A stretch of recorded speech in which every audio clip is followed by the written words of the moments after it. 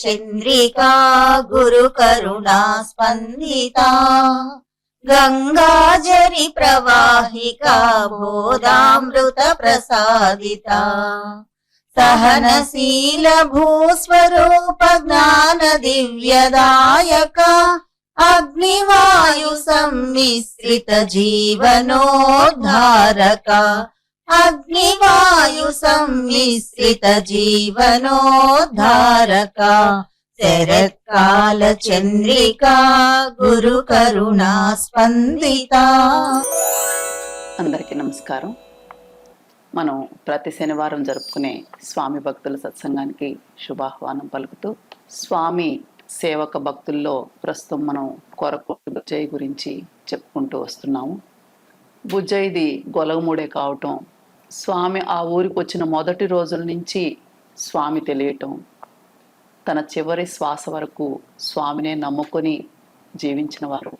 స్వభావం కూడా ఎంతో సౌమ్యమైన స్వభావం, ఎవరితో అయినా గౌరవంగా మాట్లాడేవారు. సోదరులారా, స్వామి భక్తుల సత్సంగానికి శుభస్వాగతం. ప్రతి శనివారం స్వామిని గురించి ఈ విధంగా మనం సత్సంగం చేసుకునే వారి కరుణకు నమస్సుమాంజలి ఘటిస్తూ కొర్రకూటి బుజ్జయ్య అనే భక్తుడి గురించి ఈరోజు మనం సత్సంగం చేసుకుంటున్నాం.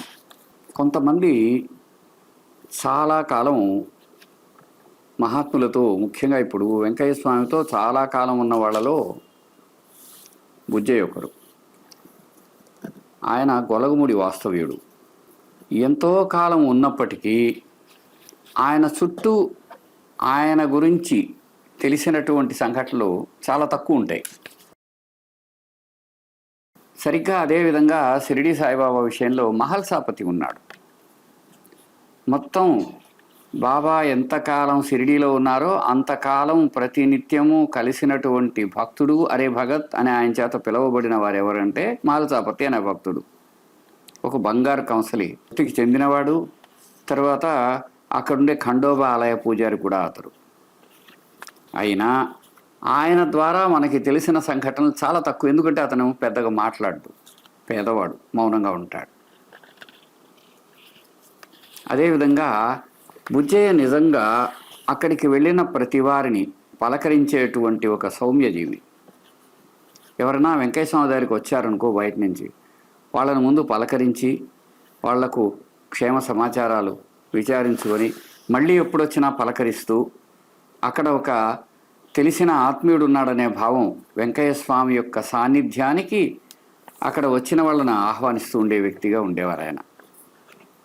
ఎవరైనా వచ్చి ఏదైనా ఒక సమస్య చెబితే దాన్ని చాలా ఆత్మీయంగా గుర్తుపట్టి దానికి ఏం పరిష్కారం చేస్తే బాగుందో, స్వామి ద్వారా అది ఎలా పొందవచ్చో చెప్పేవాళ్ళలో ఆయన ప్రముఖంగా ఉండేవారు.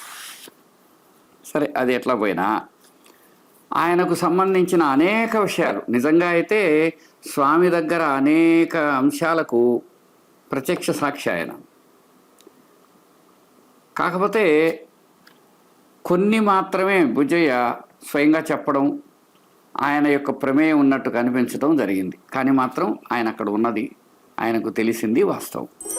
ఒకసారి బుజ్జయ్యకు ఆర్థిక ఇబ్బందుల వల్ల తనకున్న గొర్రెలను సంతకు తోలేయాలనుకొని నిర్ణయించుకొని పడుకోగా ఆ రాత్రి స్వామివారి కల్లో కనిపించి గొర్రెలను కసాయికి తోలటం ఎంత పాపం అనడంతో తనకు మెలకువ వచ్చింది.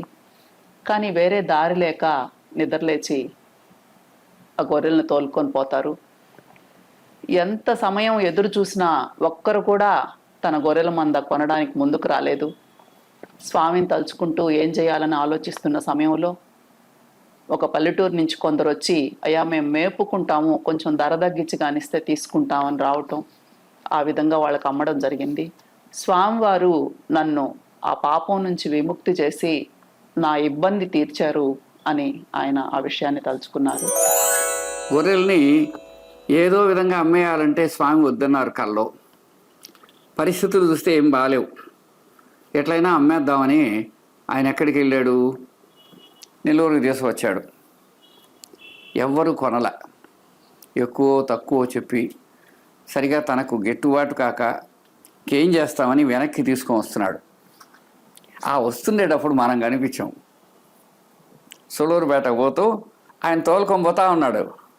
ఆగి ఏం బుజ్జయ్య ఏమిటి విషయం ఏంటంటే ఎవరు కొనలేదు, సరే స్వామి చూస్తే అట్ట అన్నాడు కదా, ఏం చేస్తామని వెళుతున్నాను అని చెప్పాడు. వెళ్ళిపోయిన తర్వాత మళ్ళీ ఒక 2-3 రోజులకు మళ్ళీ వచ్చినప్పుడు గొలగముడికి వెళ్ళినప్పుడు ఆయన భలే ఆశ్చర్యకరంగా ఒక విషయం చెప్పాడు. మీరు అట్టు వెళ్ళినారా? వెంటనే ఒకరు లారీ వాళ్ళు వచ్చారు. ఆగి ఏమయ్యా ఇస్తావా అన్నారు. ఇస్తాను కానీ కోతకైతే ఇవ్వను. అంటే ఏమిటి? కోసేసి అమ్ముకోవడానికి, దానికైతే ఇవ్వను అన్నాడు. అట్లా కాదయా, మాకు వ్యవసాయం ఉంది, ఈ జీవాలు కూడా పెట్టి మేపుకుందామని తీసుకెళ్తున్నాము, వాటిని వృద్ధి చేసుకుందాం అనే ఉద్దేశంతో అని చెప్పి నచ్చజెప్పి స్వామి యొక్క భావాన్ని కూడా ప్రతిబింబించేలాగా వాళ్ళు ఏం చేశారంటే తాను అనుకున్న దానికంటే ఎక్కువ రేటు ఇచ్చిపోయారు. స్వామి దయ ఎలా ఉంటుంది అని చెప్పి బుజ్జయ్య చెప్పాడు. ఆ విషయం గుర్తొస్తుంది. స్వామివారి ఈ గొర్రెలు ఇట్లా మేపటం అమ్మటం ఇవి తప్పని ఈ బుజ్జయ్యకి ఒక్కరికే కాదు, ఇంకా ఎంతోమంది భక్తులతో కూడా చెప్పారు. ముదిగేడుకు చెందిన అక్కిం రంగారెడ్డి అని ఆయనతో కూడా, అయ్యా గొర్రెలను కాచుకోవద్దయ్యా, పాపం తగలద్ది, ఆవుల్ని కాచుకోండి అయ్యా అని చెప్పారు నాకని రంగారెడ్డి కూడా మన పరిశోధనలో చెప్పున్నారు. అట్లాగే వేలూరు రామానాయుడు అయితే, స్వామి అందరికీ గొర్రెలను వద్దంటున్నారు, మేము కూడా గొర్రెలను సాకుతున్నాం కదా, ఇప్పుడు ఉంచమంటారా అమ్మేయమంటారా అని అడిగితే, అయ్యా నువ్వు వ్యవసాయాని కోసం వాటి పశువుల ఎరువు కోసం సాకుంటున్నావు, కషాయకి అమ్మడానికి కాదు కదా, ఉంచుకో పర్వాలేదు అని స్వామివారు చెప్పారట. ఇనుకుర్తికి చెందిన కారి రామస్వామికి అయితే స్వామివారు ఎంతో కరుణతో చెప్పిన విషయం మనం ఎన్నోసార్లు చెప్పుకొని ఉన్నాము. ఆయనకు కూడా ఈ గొర్రెలు వద్దని చెప్పినప్పుడు ఆయన మొత్తం స్వామి మాట నమ్మి అమ్మేసి తనకున్న ఏదో కొద్దిపాటి పొలంలో వ్యవసాయం చేసుకుంటూ తన జీవనం సాగిస్తే ఆయన కొంత అప్పులు పాలయ్యారు. తిరిగి ఒకసారి ఆ పొలం అమ్మేసి అప్పులు కట్టేస్తానని స్వామిని అడిగినప్పుడు, అయ్యా ఆ జీవనాధారాన్ని పోగొట్టుకోవద్దు, నీకు మొదటి నుంచి ఆ గొర్రెల వ్యాపారమే నీకు అలవాటు అన్నావు కాబట్టి అదే తెచ్చుకో, చేసుకో, 10 మందిలో 11వ వాడివి అవుతావు, ఇంక వేరే ఆధారం లేనప్పుడు తప్పదు కదా అని స్వామివారి కరుణతో మళ్ళా దాన్ని అంగీకరించడం కూడా జరిగిందని మనం ఎన్నోసార్లు చెప్పుకొని ఉన్నాము.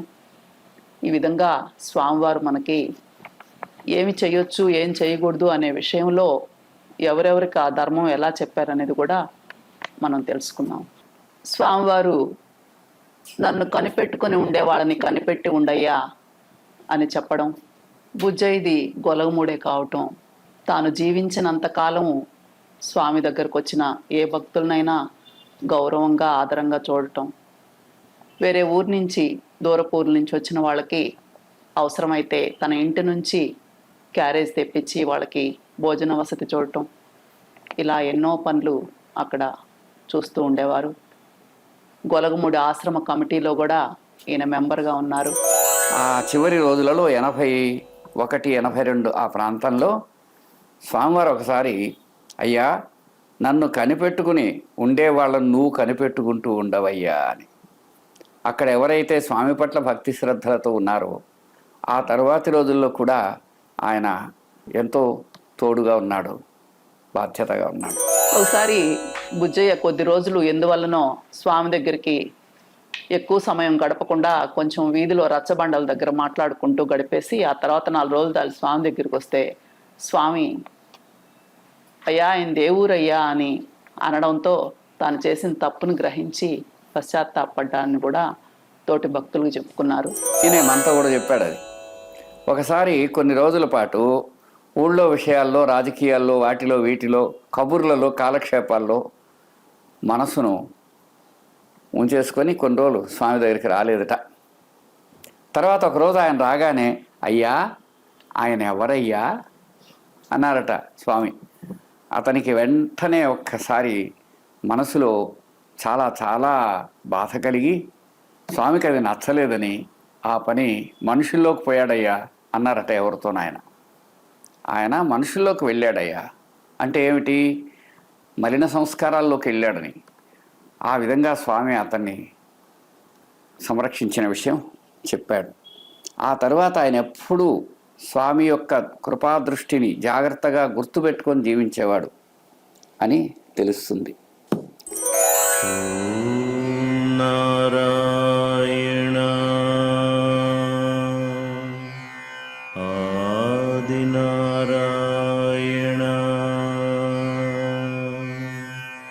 ఓం నారాయణ ఆదినారాయణ